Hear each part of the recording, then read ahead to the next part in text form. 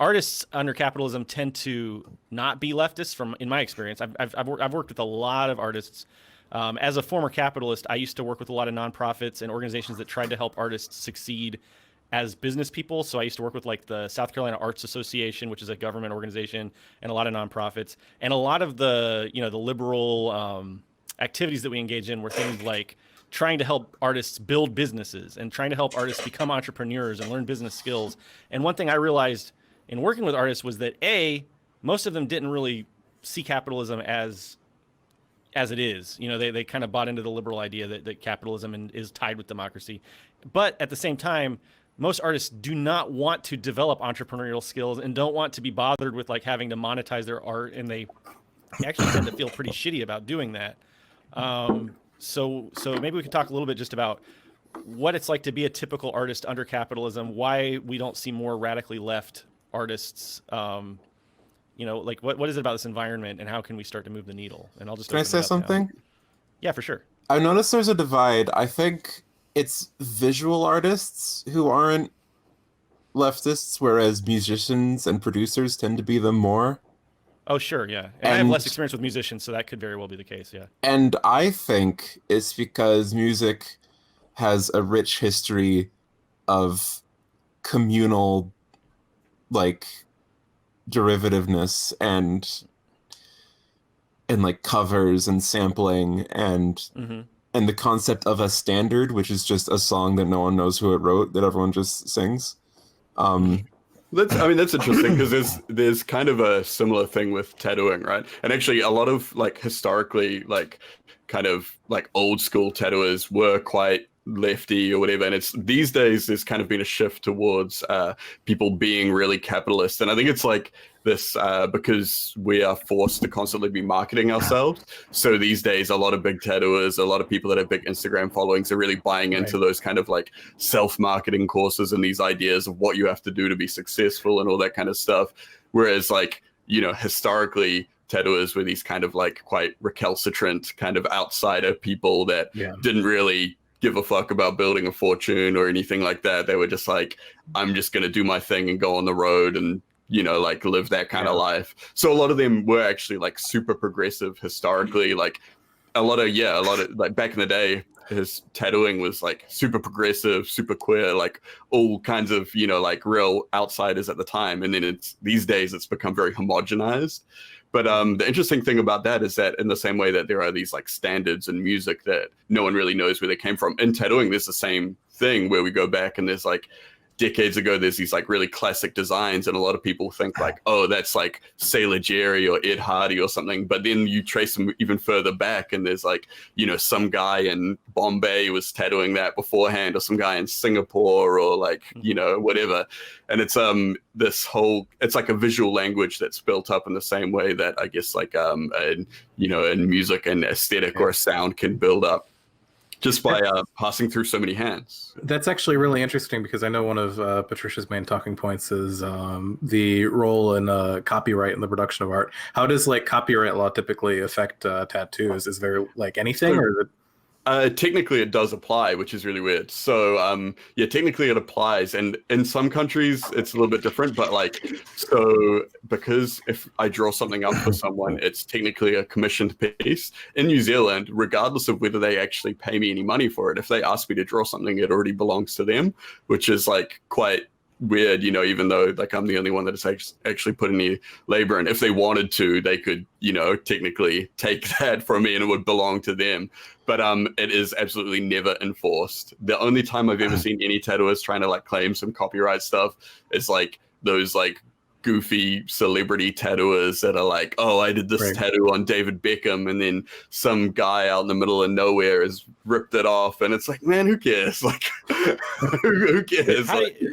It's like a court order to like remove your tattoo or do a no, they actually have been. Actually, now that I think about it, someone just Key to the Field said in the chat, what if you tattoo Mickey Mouse on yourself? There have been people that have gotten like weird threatening messages from companies for like tattooing like copyright characters or logos or whatever, but it's like it never ends up going anywhere at all. It's like, I think it's one of those things like if it was kind of pushed in any way, it would probably hit court and they'd just be like, what are you wasting our time here with, you know? I remember reading an article that most like sports video games will erase the unless they've got a specific iconic tattoo that would like it wouldn't look like the actual person without, they'll leave those out when they make the model for the figure for the person, just to escape any copyright problems. There's a guy I know that's actually made it into a couple sports video games, and he's had his tattoos just changed to generic tattoos, you know, like it's just like, oh, they don't want the tattoo artists to sue them. Is that the idea? Yeah, but I mean, like most tattooists aren't going to care about that unless it's like someone who's like ridiculously capitalist, and they're just like, oh man, this is a chance for me to get a couple bucks from EA or something. Wow, that really gets into the metaphysical like aspect of the commodification of art, because a tattoo, I would argue, becomes a part of the individual who wears it, you know, for better or often, I think, for worse. Like it's always a collaboration between the artist and the individual, regardless of, you know, what happens. Like as soon as you're applying something to another person's body, they become part of that process. I mean, like literally it's in their skin, but metaphysically it's still an aesthetic experience. Just the medium is a person. Yeah, it's it is definitely a strange thing. Like a lot of people, a lot of professionals in the industry don't refer to it strictly as like just an artistic process. It's kind of viewed as more of like a mix between an art and a trade. It's quite strange. Like there is a distinction. Like a lot of people make the distinction between a tattoo artist and then a tattooer. Someone who is a tattooer is considered more of a tradesman or whatever. And it's just like a super old school kind of like these grizzled old dude smoking cigarettes being like, I'm not a tattoo artist, I'm a tattooer, you know? But where like a lot of people that refer to them in that way don't consider themselves artists. They consider themselves like tradesmen or more like an old school graphic designer or whatever, where it's like their job was just to put the anchor on the sailor and send him out the door or whatever. Send him off to sea. Which I think it definitely does have an appeal. Well, yeah, for sure. I mean, well, so the funny thing though is that, and I never really realized this, but this is an excellent opportunity to point out a major contradiction of capitalism through, you know, with art, which is the fact that when you produce a piece of art, you know, even if it's like sampling other people's art or and what art is not, by the way, you know, in some way derivative. You know, all art, I think. Instinctively that all art is like to some extent derivative. That's a huge thing in tattooing, where it's like, so maybe 20 years ago, a kind of tattoo that would be an individual artist's style, like you'd be like, okay, that's definitely a tattoo by this person, has become like a genre of tattooing now. It's like entered the collective consciousness of tattooing, and I kind of see it like the whole like you know, that whole like Kropotkin kind of thing, where he's like talking about like these, like there's no invention that isn't possible without the stuff that came before it. And I feel that way a lot with like tattooing and a lot of other kinds of art, like music and stuff as well. You know, it's like I may be creating this thing right now, but it's just the sum of all the things that have come before it. Mm-hmm. Yeah, it's really absurd if you think about it to have the idea that like an individual creates a piece of art and like in a vacuum. It's just absurd. Yeah. Like for one thing, I know that like tattoo artists, you know, basically 90% of tattoo artists use like tattoo guns, and that was invented like over 100 years ago. If that person, you know, over 100 years ago hadn't come up with that idea, you know, we wouldn't have the tattoo gun. So it's like, that's what Kropotkin talked about a lot, was the fact that in no individual like works or performs anything in a vacuum. If you, even a tattoo artist needs the roads that are built, a tattoo artist needs the, you know, all the infrastructure that exists. And it's like things as well, like the things that we learn about tattooing, like what makes a tattoo hold up well over time, what kind of machines work better. We're learning, like we learn those things in our apprenticeships because the people we learn from have already made those mistakes, so we don't have to make them. And you know, it's like this kind of thing where we're just constantly building off other people's backs, you know. It's interesting to me too how like class dynamics tend to play into it, because it does seem to be very much like a rejection of art in your children seems to very much come out of fear of not being able to sustain themselves, and like these sort of like behaviors that are harmful come from a place of like where sometimes they have like the behavior is not acceptable, but the reasons why they're presenting these behaviors are understandable to some extent. Yeah. And it's interesting comparing capitalism, within the context of a capitalist system, absolutely. Like the fear that you have to weigh the balance of like this is something that my child wants to do, but I'm afraid that they won't be able to like live if they do it. It's interesting seeing how like that sort of class dynamic, because that's very much a like working class sort of attitude towards like you don't necessarily see that as much in like the like upper class, the like bourgeois or very highly paid workers and their children. Instead, you see like a sort of opposite dynamic of like the same sort of toxic mentality towards art, where it becomes hyper commodified, or if not hyper commodified, then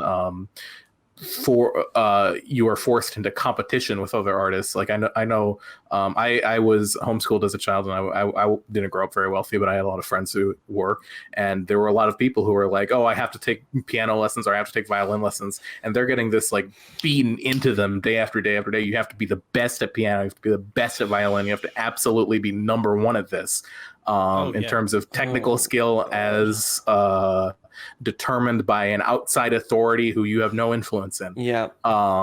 And this is like very much like in many ways the opposite of what you experienced, Emily, and what Luna experienced. It's still I feel a very toxic attitude to project towards people who are attempting to embark in any sort of artistic endeavor, but played from a different class perspective. And I'd say like even as someone who's generally more privileged in this area, like I have been very much like supported by my parents for my musical endeavors, and I still live with them. I'm 19. I have like really incredible anxiety over whether I'm going to be able to support myself with it when I'm too old, because it doesn't, like, I understand it probably doesn't seem like it right now, but I'm currently kind of incapable of functioning in like society, and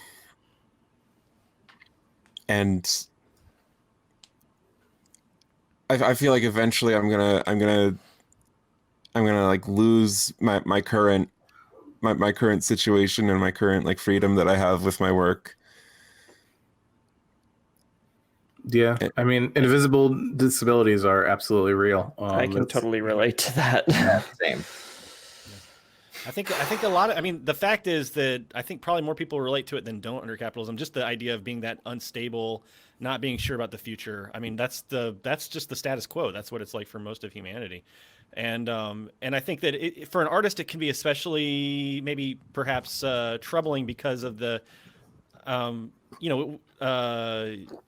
we were just talking earlier about the pressure to be the best, right? So like with YouTube, for example, I play the guitar very shittily. Like I just started teaching myself about 2 years ago. I can play maybe like 6 chords, kind of. I can't really do a bar chord yet, but I still like to play the guitar and sing on my streams, even though I'm not very good at singing and not very good at playing, because I think that before the recording industry existed, I think that's what music was. It was people making music in their homes. It was making music, to entertain their communities.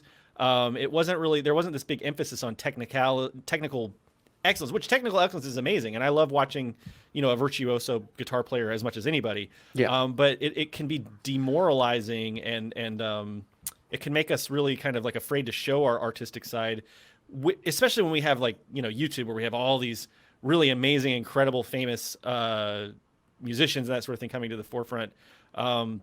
It can be hard to kind of step in. And I hear from a lot of YouTubers all the time who say, I want to make a YouTube channel, but I see all this great stuff out there. I see what all these big channels are doing, and I feel like I could never do that. And it's like, well, nobody did that the first time they tried it. Yeah, absolutely. And capitalism just puts us in this framework where it's like you have to be 100% the best right out of the gate, or you're a failure. Also, like merit is just an aesthetic. Like Yes. That's a great line. technical ability is just like an aesthetic choice. Like Mhm. there are modes of expression that are bought with like expensive equipment and technical ability and conceptual ability, but it's not inherently like better. It's like everything is just ideas and data and do whatever, honey. I agree. Yeah. Absolutely. But the competition aspect, I think, is really like, you know, capitalism is all about competing, and it's all about pitting us against each other, pitting artists against each other. And that is, I think, runs antithetically to what artists feel. And you know, a lot of art has to do with feeling and emotion and things that are like deeper than we might be able to express verbally. But Absolutely. we know that that's wrong. We know that that's not the way it should be on some deep level. And sorry, go ahead. I feel like it's really like kind of in the cultural knowledge that people know that like art is not valued in our society as like a job, right? It's valued, like people will see art and they'll be like, that's beautiful. Often, you know, they'll express gratitude for art, but a lot of times they just won't go ahead and like, they want their children, you know, to go ahead and become I don't know, an engineer or something like that, right? Yeah. And it's great that like, you know, you want to have your kids be successful, of course, but like art is a career just like any other one. You know, if you're learning these like technical skills, like it takes a lot of time. It takes a fuck ton of time to really hone an art. And, you know, it really should be getting, you know, the same sort of it should have the same economic viability as any other thing. It's very integral to society, to culture, all these things. And, you know, it's really sad. It's really, really sad that it's just treated as like a pastime for people.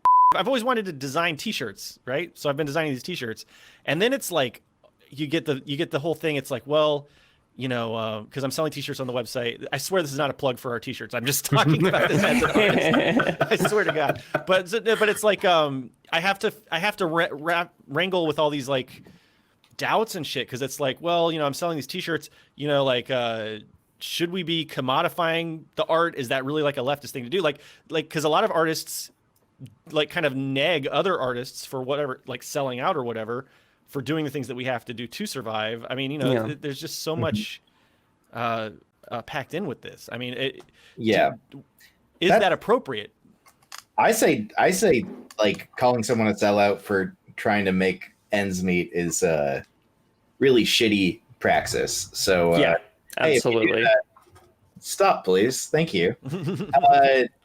Yeah, I mean, I remember maybe like 10 years ago when I was just starting to go down this road, you know, maybe I would have said that kind of thing. But like, you know, once you've spent some time out there around people and seeing that they're all just trying to make it work, you know, it's really a lot easier to give it some perspective, right? You see that people they're doing art, and they're commodifying it because they want to survive. They don't want to be stuck in a kitchen where they don't want to be, or stuck in a dish pit, you know? A lot of people are just trying to actually live their creative life and survive at the same time. And the way that I've seen so many people shit on that is just the fucking worst. It is. It really is. And I'm sorry I'm cussing a lot. No, this is NSFW content, sort of. Watch all your work, NSFW, by the way. That's the point. That's what's subversive about it. Here you go. But yeah, it sucks to be an artist under capitalism. I mean, it's like you get shit on from every direction. You especially if you're, well, I'm specifically, of course, talking about being a working class artist or, somebody who's not from a privileged background, including getting shade thrown at you from other artists because, and no small part because of the fact that we're all pitted against each other competitively by capitalism. Yeah. So there's a huge motivation for artists to shit on each other under capitalism. That's why I was always wary of the whole, don't sell out kind of mentality, because like what's wrong with succeeding if we're stuck under this capitalist framework where success is the measurement of our worth in a lot of ways underneath in the eyes of the system and those who support it, then what is wrong with succeeding with your art? What is like, what's bad about that? I mean, sure, if you were coming from, if your art had like a leftist voice to it and then suddenly you started, spouting capitalist bullshit under the same, banner and that got you launched up. I understand somebody saying, you sold out in terms of like you sold your values, or something like that. But it just merely on the surface succeeding under capitalism, how dare you, you say you're a socialist, but you succeed in capitalism? Like that, it's that mentality. I'm still waiting for the day that I can sell out. Right. Can I use this opportunity to talk about how I really love Bad Religion and hate when people say that they sold out, even though they're all like old now. I mean, there's a lot of bands that got better after like post sellout, like Ulver. Their black metal stuff is not that good. I'm sorry. They got better after they sold out. Uh-oh. We'll be keeping an eye on the chats to see just how many people are canceling Patricia Taxon now. I'm not really familiar with the oeuvre of Over. that was a terrible pun. A few months ago, my dad was introducing me to his new girlfriend at the time. And he introduced me and he was like, "Hi, this is my son, Monk. He's 6 feet tall, maybe 6'1". I don't remember." End of introduction. Nice. That's just amazing. the important stuff. This is my spawn. This is their height.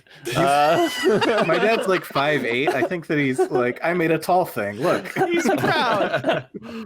He's proud. That's beautiful. Also, Large Rybrilla, I have adult noticed you son. officially. How are you? You should let your dad do your like dating profiles for you. Like Silicone Baby asked, "Can your son compete in the Westminster Sun Show?" I did see that one. Oh my god, I did see that one. that's amazing.